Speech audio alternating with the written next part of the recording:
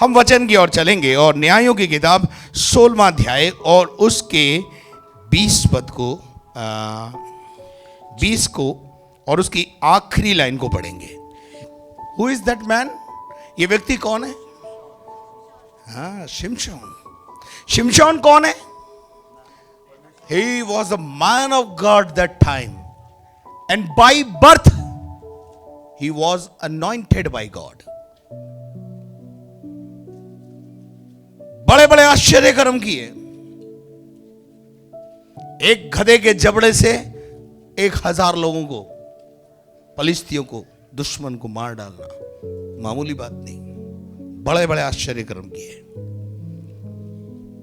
बड़े बड़े आश्चर्य कर्म परमेश्वर ने आपके घरों में भी किए। लेकिन इस व्यक्ति की प्रॉब्लम क्या है? वो जानता नहीं था कि यहोवा उसके पास से चला गया है। आज भी इस कलीसिया का यही हाल है। बहुत सीधी बात बोलता हूं, कड़वी जरूर है पर सीधी है। आज भी आप में से बहुत सारे परिवारों के जीवन में अद्भुत अद्भुत आश्चर्य कर्म परमेश्वर ने किए। परमेश्वर ने अपना अभिषेक आपको दिया, आपको चुना, आपको अलग किया, सामर्थ दी, अभिषेक दिया, ताकत दी, तंदुरुस्ती दी, सब कुछ दिया। लेकिन यहां मैं इस आयत के ऊपर आपको इस बात पर एम्फसाइज कराना चाहता हूं आज कि he was a man of God. वो परमेश्वर का जन था, उसके माध्यम से बड़े बड़े कार्य हुए और वो जन्म से नाज़िर था, एक योजना के तहत पैदा किया गया था और बड़े बड़े काम भी उसने किए। लेकिन एक समय उसकी लाइफ में ऐसा भी आया जहां यह लिखा है उसके लिए कि वो जानता नहीं था कि यहोवा उसके पास से, उसके घर से, उसके जीवन से चला गया। आज भी बहुत सारे परिवार यहां ऐसे बैठे हैं, सिर्फ ताली बजा रहे हैं, सिर्फ अन्य भाषा बोल रहे हैं, लेकिन वो जानते नहीं कि यहोवा उनके पास से चला गया है। ट्रेडिशनल मसीह बन गए हम। इतवार को आना, प्रभु भोज लेना, भेंट डालना, हम ट्रेडिशनल वे में आ गए हैं। कौन? पेंटिकोस्टल। लेकिन आकाई में गए ट्रेडिशनल। बस इतवार को आना मसीहत का हम ये समझते हैं मसीहत है। मेरे अजीज हो, एक जंगल था और उस जंगल के अंदर बहुत सारी चिड़ियाएं थी और उन चिड़ियाओं ने यह देखा कि हमारी जाति जो है लुप्त होती जा रही है। रोज एक सयाद आता है, जाल बिछाता है और बहुत सारी चिड़ियाओं को पकड़कर, हमारी प्रजाति के लोगों को पकड़कर, चिड़ियाओं को पकड़कर बाजार में ले जाकर बेच देता है। यह बड़ी विचित्र समस्या जंगल में थी। पहुंचे एक ऋषि के पास, ऋषि मुनि होते हैं ना, उनके पास, और उससे कहा, बाबा दिस इज अवर प्रॉब्लम। यह हमारी समस्या है कि हमारी प्रजाति लोप होती जा रही है और आप इसके लिए हमें कोई उपाय दो। और ऋषि ने उनको एक गाना सिखा दिया। बोला, अच्छा एक गाना गाएंगे, गाना सिखाता हूं और उस गाने को पूरे जंगल में फेमस कर दो।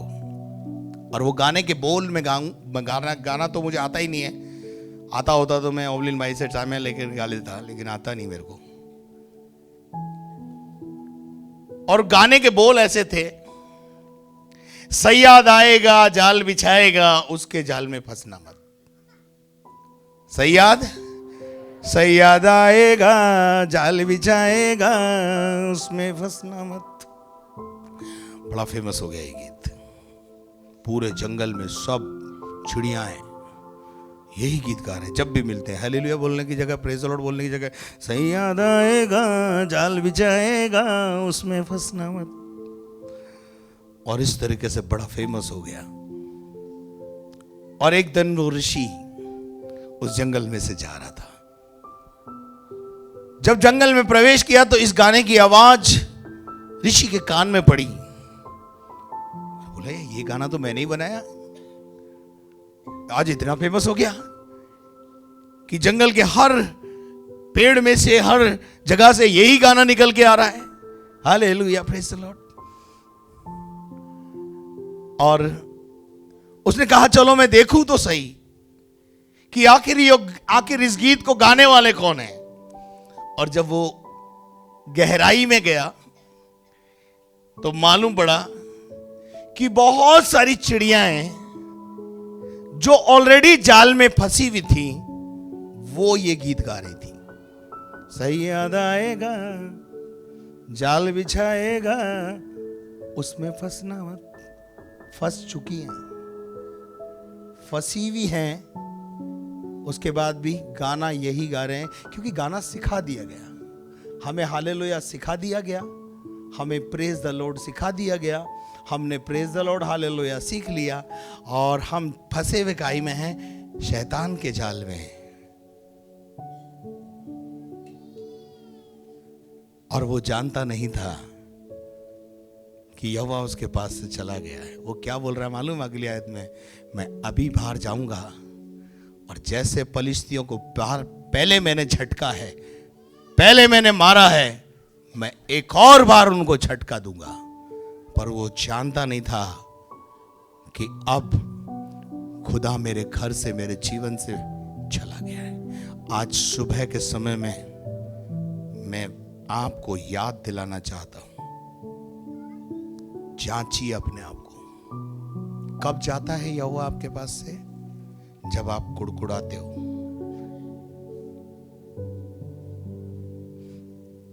कब जंगल में, बयाबान में परमेश्वर ने लोगों का साथ देने के लिए मना किया? चट्टान से पानी पिला रहा है, रोज मन्ना खिला रहा है, दिन में बादल का खंभा बनकर अगुवाई कर रहा है, रात में अग्नि की ज्वाला बनकर अगुवाई कर रहा है, समय समय पर जो जो आवश्यकता है उनको दे रहा है। बाइबल बताती है 40 साल के सफर में उनके कपड़े पुराने नहीं हुए, उनके जूते फटे नहीं। कौन संभाल रहा है भैया? 40 साल तो कोई जूता चलता नहीं। 40 साल जूता अगर चलाना है तो जूते को गोद में लेके चलना पड़ेगा, ठीक है? 40 साल चलेगा फिर तो 40 साल क्यों चला जूता? क्यों जूते नहीं फटे? ये बहुत बड़ी बात है। इसलिए कि इज़राइल को परमेश्वर पैदल नहीं चला रहा था, गोदी में लेके चला रहा था। लेकिन ये गोदी में होने के बाद भी कुड़कुड़ाना, बुड़बुड़ाना, मिस्र को याद करना, हटीलापन, बलवा। आपको पता है निर्गमन 33 अध्याय में परमेश्वर ने मूसा से क्या कहा? मूसा, आगे को मैं इनके साथ नहीं चलूंगा क्योंकि ये हटीले हैं, ये कुड़कुड़ाते हैं, ये बुड़बुड़ाते हैं। मुझसे इनका कुड़कुड़ाना और बुड़बुड़ाना बर्दाश्त नहीं होता। क्यों परमेश्वर इसको छोड़ के चला गया? क्या एक पाप के वजह से? एक गलती के? नहीं, एक गलती करेगा कभी प्रभु नहीं छोड़ेगा। अगर आप सैमसन की जिंदगी को पढ़ेंगे ना, एक गलती के ऊपर गलती, गलती के ऊपर गलती, गलती के ऊपर गलती, गलती के ऊपर गलती करता चला गया, करता चला गया। मानी नहीं, ना मां बाप की मानी। बाइबल में लिखा है, मां बाप ने कहा बेटा ये लड़की तेरे लिए ठीक नहीं है। नहीं, मुझे तो यही अच्छी लगती है, कर। मुझे तो यही प्यारी लगती, मैं तो इसी से करूंगा। जहां जाने के लिए मना करा वहां चला गया। अरे बाइबल पढ़ो, बाइबल विश्वासियों को कहां खड़ा होना है और कहां खड़ा नहीं होना है वो सिखाती है। न्यायों की किताब ये वाला अध्याय पूरा पढ़ लेना घर जाकर, आपको पता चलेगा कि सैमसन ने एक गलती नहीं की। एक गलती करता है प्रभु कभी नहीं छोड़ता है। लेकिन जब हम गलती पर गलती और हटीलेपन में आगे बढ़ते चले जाते हैं, बलवा करते चले जाते हैं, कुड़कुड़ाते रहते हैं, बुड़बुड़ाते रहते हैं, कभी परमेश्वर के विरोध में, कभी परमेश्वर के दासों के विरोध में कुड़कुड़ाते रहते हैं, बुड़बुड़ा रहते हैं। और सबसे बड़ी बात, यहोवा की अनाज्ञाकारिता। प्रभु ने इसको एक आज्ञा दी थी, अपने सर के बाल कभी मत मुंडवाना। जब तक तेरे सर के ऊपर बाल हैं, ये मेरी आज्ञा है, तू बलवंत रहेगा, तू प्रभावशाली रहेगा। लेकिन एक इच्छा, कौन सी इच्छा? दलीला की जांघ पर सर रखकर एक बार सो लूं। इस इच्छा ने, दलीला उससे प्यार नहीं करती थी, वो दलीला को प्यार करता था। दलीला संसार को बताता है, संसार हमसे प्यार नहीं करता, हम संसार से प्यार करते हैं। इसलिए यूहन्ना कहता है, यूहन्ना मुकाशफा के पहले यूहन्ना के अंदर लिखता है, ना तो तुम संसार से और ना संसार की वस्तुओं से मोहब्बत करो, क्योंकि ये तुम्हारे अभिषेक को खराब कर देंगी। सैमसन के जीवन में बाल उतार दिए गए, पर वो जानता नहीं था, अनाज्ञाकारिता करी इसने, लेकिन उसे पता ही नहीं था कि यहोवा मेरे पास से चला गया। तब पलिश्तियों ने उसको पलिश्तियों ने उसे क्या कर लिया? पकड़ लिया। हम शैतान की गिरफ्त में चले गए, पर आज भी हालेलुया चालू है, प्रेज द लॉर्ड चालू है। हमें पता ही नहीं है खुदा हमारे साथ है कि नहीं। हम गिर गए। पिछली बार जब मैं परमेश्वर के वचन को आपके साथ बांट रहा था, तो गलातियों की पत्री को मैंने बांटा था, और मैं वहीं से वापस आगे बढ़ना चाहता हूं। मैंने कहा था वो वचन पूरा नहीं हुआ। गलातियों की कलीसिया को जब पौलुस पत्र लिख रहा है, तो गलातियों की कलीसिया बैकस्लाइड हुई हुई एक कलीसिया है, गिरी हुई, यानी आध्यात्मिक स्तर में नीचे गिर चुकी है। एक ऐसी कलीसिया को पत्र लिख रहा है। मैं 4-5 कारण आपको बताऊंगा कि गलातियों की कलीसिया के अंदर गिरावट क्यों आ गई, गिर क्यों गए, हम गिर क्यों जाते हैं, हमारा आध्यात्मिक स्तर क्यों गिर जाता है, इस बंदे का आध्यात्मिक जीवन खत्म क्यों हो गया, अभिषेक चला क्यों गया, यहोवा चला क्यों गया, आंखें फोड़ क्यों दी गई।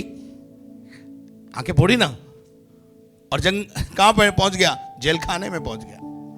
क्यों? विश्वासी इसके लिए पैदा हुआ है, आंखें फोड़वाने के लिए, तमाशा बनने के लिए पैदा हुआ है। आप तमाशा बनने के लिए यहां नहीं बुलाए गए हो, पर आज दुनिया में हमारा तमाशा इसलिए बन रहा है कि यहोवा छोड़ के चला गया हमें। जब तक यहोवा हमारे साथ है, कोई हमारा तमाशा नहीं बना सकता। लेकिन आज सैमसन की लाइफ में वो तमाशा बना हुआ है। क्यों? दलीला प्यारी है, वो उपकार, वो भलाई, वो करुणा, वो आश्चर्यकरम, वो छुटकारा जो प्रभु ने हमें आज से 10 साल 5 साल पहले दिया, हम उसे भूल गए। गलातियों की कलीसिया की सबसे बड़ी कमी, पहला कारण गलातियों के गिरने का, बैकस्लाइड होने का, पढ़िएगा गलातियों 1:6 और 7। मैं 4-5 पद बोलकर आगे बढ़ूंगा। मुझे आश्चर्य होता है, मुझे आश्चर्य होता है, पौलुस कहता है मुझे आश्चर्य होता है कि जिसने तुम्हें मसीह के अनुग्रह में बुलाया, जिसने तुम्हें अनुग्रह में बुलाया, उससे तुम जिसने तुम्हारे जीवन में कार्य किया, जिसने तुम्हारे जीवन में छुटकारा दिया, जिसने तुम्हें चंगाई दी और सामर्थ दिया, उससे तुम इतनी जल्दी फिरकर, इतनी जल्दी तो उससे मुंह पीठ दिखा दी तुमने उसको। अब पीठ दिखाने का कारण क्या है, सुनिए। और ही प्रकार के सुसमाचार की ओर झुकने लगे हो। कहां झुके? बैकस्लाइड का पहला कारण समझ में आई? जो सुसमाचार है नहीं, उस सुसमाचार की ओर हम झुकने लगते हैं। आज इस दुनिया में बहुत सारे YouTube पर बहुत सारे शिक्षक हमने बटोर लिए हैं।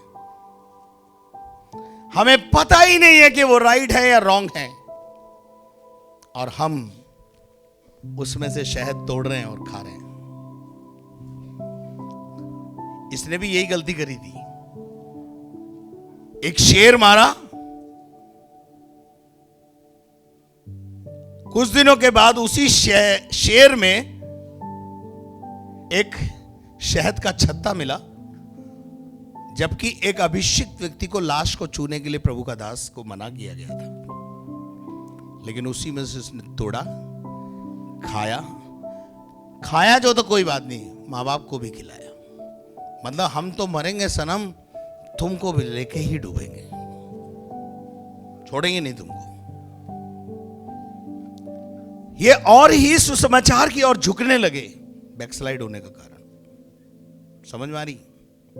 जो सुसमाचार है ही नहीं, झूठी शिक्षाओं की ओर, झूठे भविष्यद्वक्ताओं की ओर हम प्रभावित होने लगे। सुसमाचार हमको यहां पर सुनाया, अब प्रभावित हम किसी और से हो रहे हैं। अपने दान दशवांश बेटे भी कभी कभी वहां भेजने लग जाते हैं। घर का पूत कुंवारा डोले, पराया का फेरा करावे।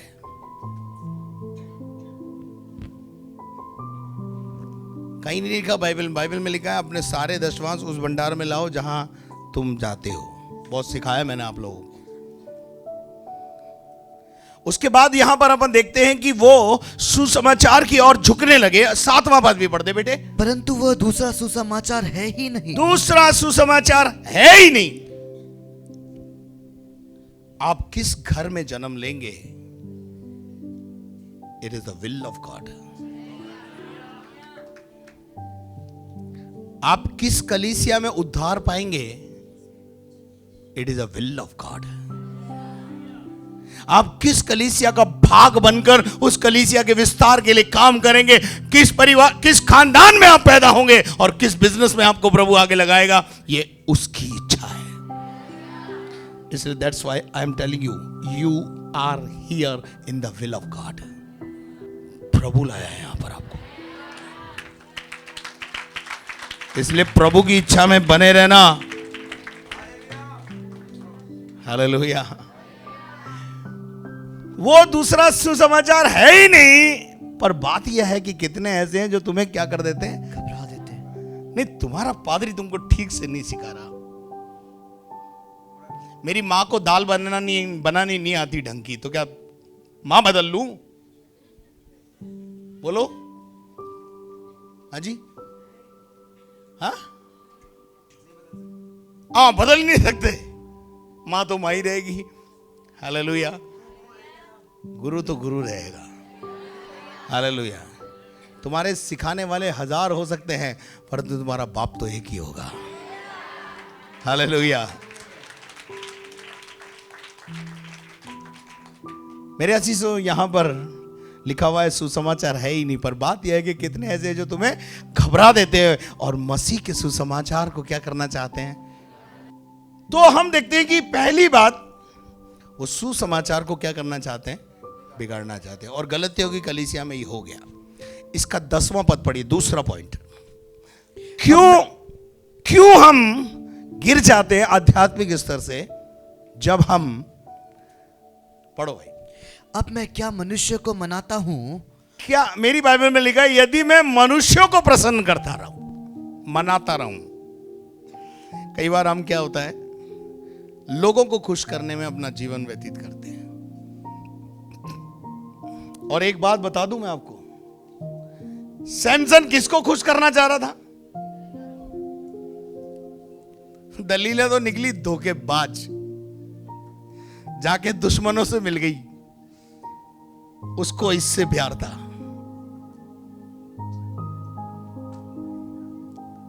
उसको इससे प्यार था, सैमसन से प्यार नहीं था। यहां पे लिखा हुआ है कि यदि मैं मनुष्यों को प्रसन्न करता रहता तो मसीह का दास न होता। अब गलतियों की कलीसिया की क्या प्रॉब्लम है, वो लोगों को खुश करने में लगे हुए। लोगों को खुश करना उनके जीवन का मुख्य उद्देश्य हो गया है। सैमसन किसको खुश करने में लगा हुआ था? दलीला को। क्या करा उसने? लोगों को खुश करते रहेंगे तो मसीह को कभी खुश नहीं कर पाएंगे। तो हम इस बात को समझें कि गलातियों की कलीसिया लोगों को खुश करने में लगी हुई है। नंबर 3 का 1, गलातियों 3 का 1। हे निर्बुद्धि गलातियों, हे निर्बुद्धि गलातियों, किसने तुम्हें मोल लिया? किसने तुम्हें मोल लिया? कई और मोहित हो गए। कभी कभी संसार हमको मोहित कर लेता है, कुछ चीजें हमको बहुत मोहित करती हैं, आकर्षित करती हैं, और हम मसीह के प्रेम को छोड़कर उन चीजों की ओर आकर्षित होने लगते हैं। यह हमारे गिरने का कारण होता है, मसीह से दूर होने का कारण होता है। हम कहीं और ही मोहित होने लग जाते हैं। लिखा हुआ है, पढ़ दीजिए बेटा। तुम्हारी तो मानो आंखों के सामने, वो कह रहा है, पौलुस कह रहा है कि तुम्हारी तो आंखों के सामने यीशु मसीह क्रूस पर चढ़ा, मारा गया, गाड़ा गया, मुर्दों में से जी उठा। तुमने तो अपनी आंखों से देखा। You are I witness. क्या आपके साथ जो चमत्कार हुआ उसका आई विटनेस आप खुद नहीं है? बोलिए, आपके लिए किसने प्रार्थना करी? कौन? आप इस बात के गवाह हैं कि नहीं है? उसके बावजूद भी किसी और जगह हम मोहित होने लगते हैं। मसीह क्रूस पर हमारे लिए, मैं पासबान के अलावा बात करता हूं, हम और ही किसी शिक्षाओं की ओर मोहित होने लगते हैं, और बातों की ओर मोहित होने लगते हैं, और इसलिए हमारे गिरने के चांस। एक शादीशुदा महिला या एक शादीशुदा पुरुष पड़ोसन पर मोहित होने लगे, परिवार बना रहेगा? है जी? बस मसीह के साथ भी यही है ना, मसीह से मोहब्बत करो क्योंकि वो जान उसने दी है तुम्हारे लिए।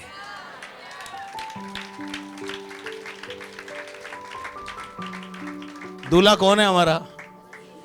और हम इश्क शैतान से लड़ा रहे। याकूब 4:4 में लिखा है, व्यभिचार नहीं हो क्या तुम नहीं जानते कि संसार से मित्रता करना परमेश्वर से बैर करना है। विवाह हो रहा है हमारा यीशु के साथ, ठीक है, और इश्क चल रहा है कहीं और। जो लड़की की एंगेजमेंट हो जाती है, उसका फोन अगर एंगेज आता है, किस किस की हुई एंगेजमेंट, अनुभव होगा तुमको। तो जैसे ही वो साहब फोन लगाते और एंगेज होता है, तो जब फोन उठाती हो तो पहले सवाल क्या होता है? समझ में आ रहा है? यीशु मसीह भी यही पूछता है, कहाँ है रे तू? मैंने जब आधे घंटे पहले कॉल किया था, किससे बात कर रही थी? कहां लगी हुई थी? आज विश्वासियों से भी प्रभु यही बोलता है, कहां लगा हुआ था रे? क्या कर रहा था? प्रभु क्या चाहता है मालूम है? दूल्हा क्या चाहता है मालूम है? मैं लगाऊं और लाइन क्लियर मिले। बोल, प्रभु तेरी दासी सुनती है। बोल, मैं सुनने के लिए तैयार हूं। हालेलुया। रेड लाइट किसको पसंद है जी? किसी को कोई है जिसको रेड लाइट पसंद हो? सबको ग्रीन लाइन पसंद, ग्रीन लाइट पसंद है। हालेलुया। एक और बात बताकर मैं आगे बढ़ूंगा। चौथी बात, गलातियों की पत्री 4 अध्याय उसका 8 और 9 पद। पहले तो तुम परमेश्वर को न जानकर उनके दास थे, जो ऐसी चीजों के दास थे जो स्वभाव से परमेश्वर नहीं, जो स्वभाव से परमेश्वर है ही नहीं। आगे, पर अब जो तुमने परमेश्वर को पहचान लिया, अब जो तुमने परमेश्वर को पहचान लिया, वरन परमेश्वर ने तुमको पहचान, वरन परमेश्वर ने भी तुम्हें पहचान लिया, तो उन निर्बल और निकम्मी आदि शिक्षा की बातों निर्बल और निकम्मी और आदि शिक्षा। आदि शिक्षा क्या है? पुरानी शिक्षा जिसमें से हम निकल कर आए हैं। दकियानुसी विचारधाराएं, बहुत सारी दकियानुसी विचारधाराओं में से हम जीवन जीते थे। बिल्ली रास्ता काट गई, शनिवार को दाढ़ी मत बना, मंगल को दाढ़ी मत बना, शनिवार को लोहा मत खरीद। ये आदि शिक्षा, पुरानी शिक्षा। यीशु मसीह क्या कहता है? मैं तुम्हें आजाद करता हूं सब बातों से। हम आजाद होने के बाद वापस क्या करना चाहते हैं? उन आदि शिक्षाओं में वापस चले जाते हैं। प्रभु में आ गए, काफी साल हो गए, हम उस परमेश्वर को जानते हैं जो हमारा भविष्य मेकर है। फिर क्यों इन बातों के अंदर? जब हम फिर से इन आदि शिक्षाओं में, परंपराओं में, रीति रिवाजों में, कस्टम सिस्टम में जाते हैं, हमारे गिरने के चांस बढ़ जाते हैं। और ऐसी एक नहीं, गलतियों की कलीसिया में कई प्रॉब्लम्स हैं। इसलिए गलतियों की कलीसिया को पौलुस, पिछली बार मैंने बोला था, तुम तो भली भांति दौड़ रहे थे, तुम्हें किसने रोक दिया? तुम्हारे सिखाने वाले की शिक्षा ऐसी नहीं है। मेरे अजीजों, हम इस बात को समझें। अब प्रॉब्लम क्या है? वो तो गिर गए, ये गिर गया। क्या हो गया? ये गिर गया, गिरा रहे। आप क्या आशीर्वाद दोगे इसको? गिरे रहो। सड़क पे कोई इंसान गिर गया, क्या करोगे? थोड़ा आ जाओ, आ जाओ। ये आदमी गिर गया, ये आदमी इसे उठाने के लिए, उठा भैया। अब क्या करोगे? अब क्या करोगे इसके बाद? झाड़ो झाड़ो, पूछो इससे अस्पताल ले चलूं, या गिरे हुए को बोले अच्छा गिर गया, गिरा रहे, या तू गिरने के लिए पैदा हुआ है? नहीं, गिरे काम है, बढ़िया बढ़िया बढ़िया काम है बेटा, गिर रहे हो। एक इंसान गिर जाता है। आध्यात्मिक जीवन में भी अगर सड़क पे पड़ा हुआ, गिरा हुआ व्यक्ति उठाया जा सकता है, तो आध्यात्मिक जीवन में भी अगर आप गिर गए हैं कहीं, तो आज उठाए जाएंगे।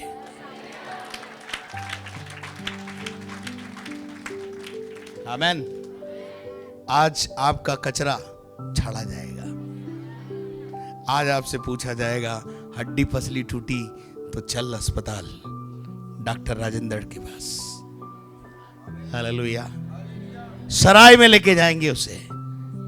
एक आदमी यरूशलेम से यरीहो जा रहा था, गिर गया। गिरने के बाद मारा पीटा, छोड़ के चले गए। लेकिन कोई सामरी वहां पर आया, उसने उसे उठाया, दाखरस और तेल मला और अपनी सवारी पे बैठाकर सराय तक पहुंचा दिया। हालेलुया। 2023 आने से पहले इस कलीसिया में जो लोग गिर गए, उठ के फिर से खड़े हो जाएं। कोई बात नहीं, गिर जाता है, ठोकरों का लगना अवश्य है। यीशु ने कहा ठोकर लग सकती है, पर हाय उस व्यक्ति पर जिसको कोई उठाने वाला ना हो। हालेलुया। पर धन्य है आप, आपको कोई उठाने वाला है। कोई आपसे पूछता है। मेरे अजीजों, हम इस बात को समझें। पढ़िएगा यिर्मयाह नबी की किताब, उसका 8वां अध्याय, उसके 4 पद से 9 पद तक। देखिए, यिर्मयाह 8 अध्याय अगर आप पूरा पढ़ेंगे घर जाके तो बड़ा मजा आएगा, लेकिन मैं यहां पर सिर्फ आपको 4 से 9 तक पढ़ाऊंगा। तू उनसे यह भी कह, परमेश्वर यहोवा यूं कहता है, खुदावंद कहता है, मैं नहीं कहता, आपका और मेरा बनाने वाला परमेश्वर कहता है।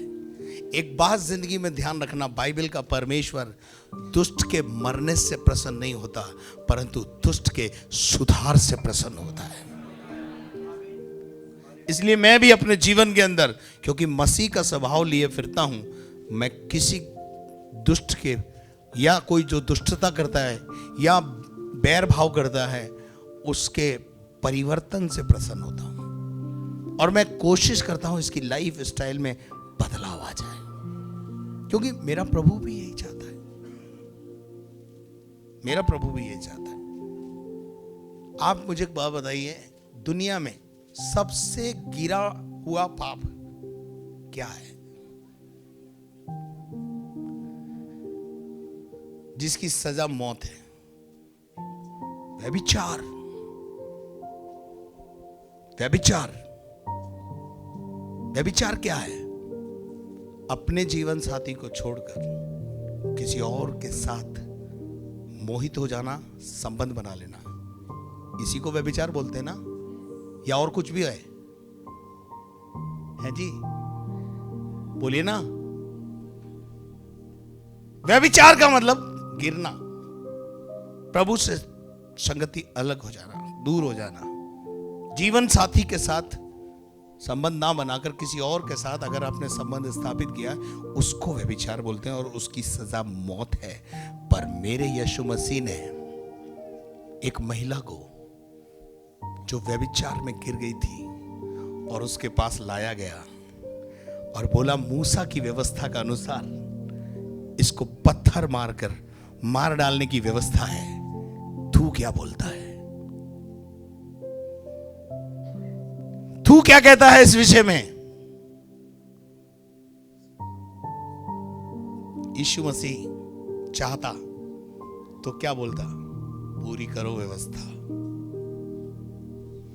क्या बोलता? पूरी करो व्यवस्था। पर यीशु ने वो नहीं बोला। यीशु ने कहा, यीशु वो पाप वाप तो छोड़ो आप, वो तो उसको यीशु मसीह की स्टाइल थी उसको बचाने की, ठीक है? वो कहानी, वो घटना आपको पता है। यीशु ने उसको बचा लिया और पत्थर मारने वाले सब चले गए। उसके बाद कौन खड़ा था? यीशु मसीह क्या बोलता है? एक व्यक्ति वहां ऐसा था जिसने कभी पाप नहीं किया। शर्त क्या थी? पत्थर कौन मार सकता था? सब चले गए, पर एक व्यक्ति वहां खड़ा है। एक व्यक्ति वहां खड़ा है जिसने कभी पाप नहीं किया है, और वो चाहता तो जितने पत्थर पड़े थे सारे उठाकर उस महिला को पर ठोक देता।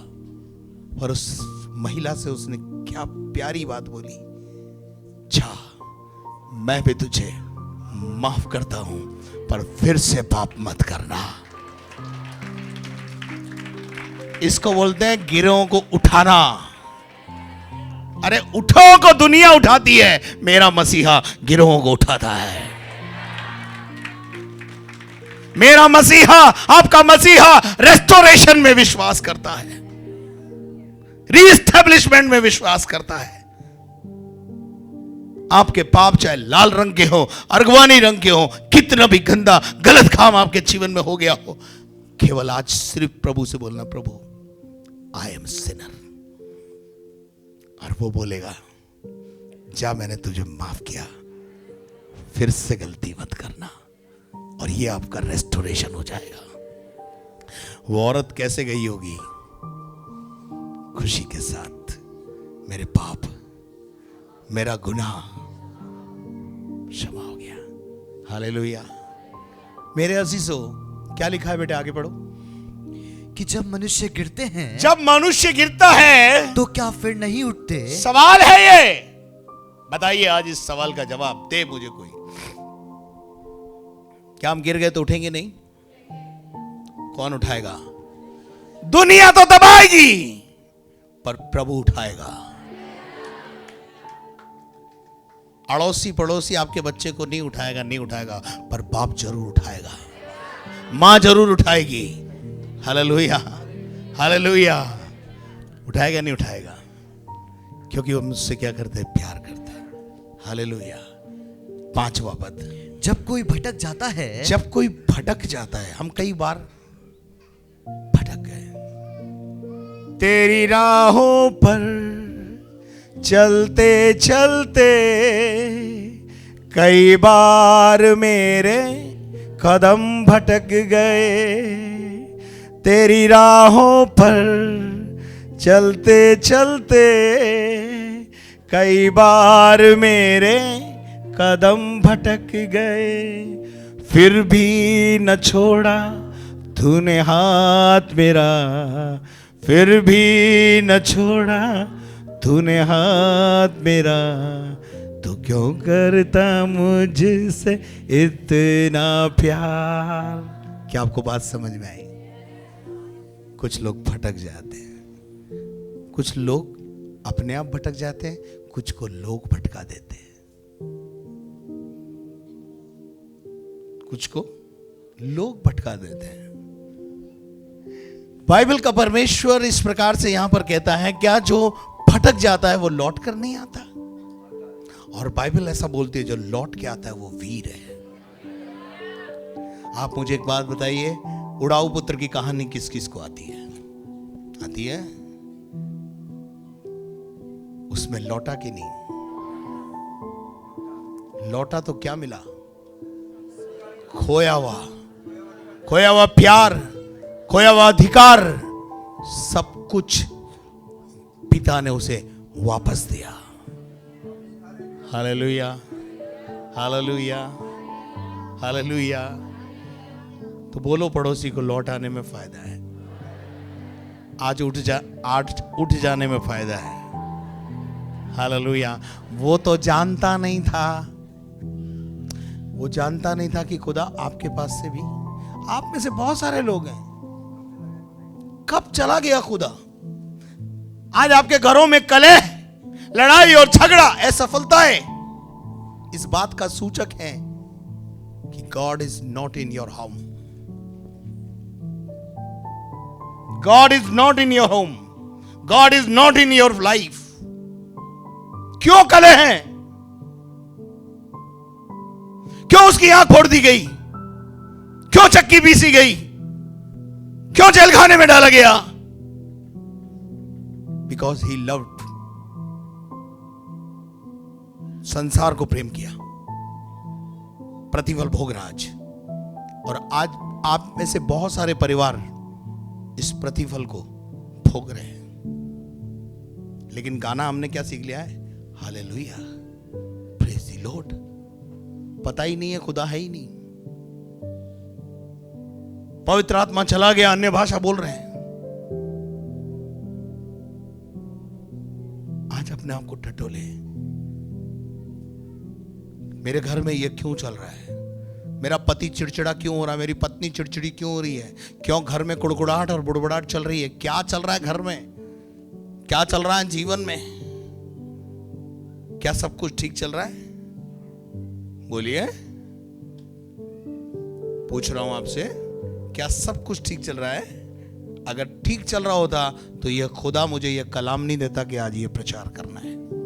किसी न किसी को जरूरत है। मे भी हो सकता है 90% लोग अच्छे हैं, लेकिन हो सकता है कोई 10% जिनको आज इस चीज की जरूरत थी कि मैं हालेलुया तो बोल रहा हूं, प्रेज़ द लॉर्ड तो बोल रहा हूं, लेकिन खुदा है कि नहीं वो जानता नहीं था।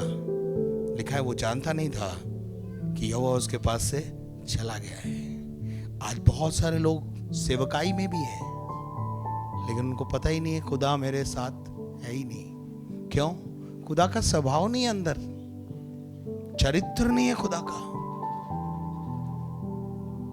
प्रचार करने से, लच्छेदार भाषण देने से कुछ नहीं होने वाला, दुष्टात्मा निकालने से कुछ नहीं होने वाला है। एक वरदान है, 2 वरदान भी हो तो कोई दिक्कत नहीं है, 30 भी हो तो कोई दिक्कत नहीं है।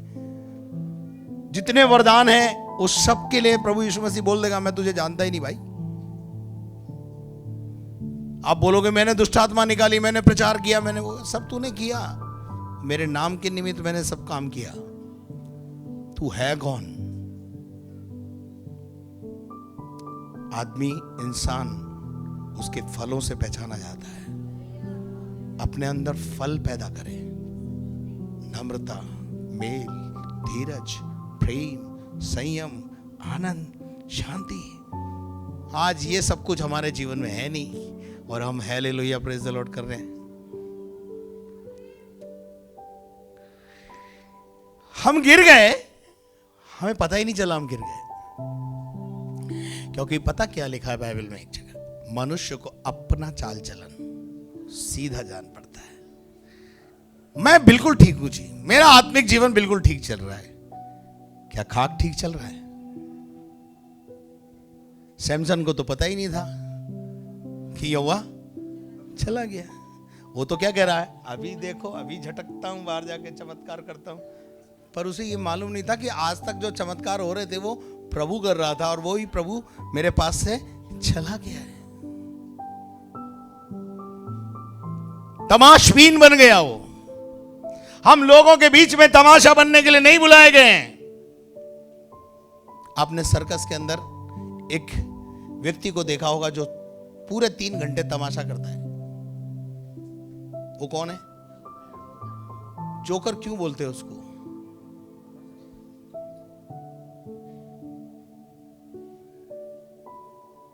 वो हाइट में छोटा होता है।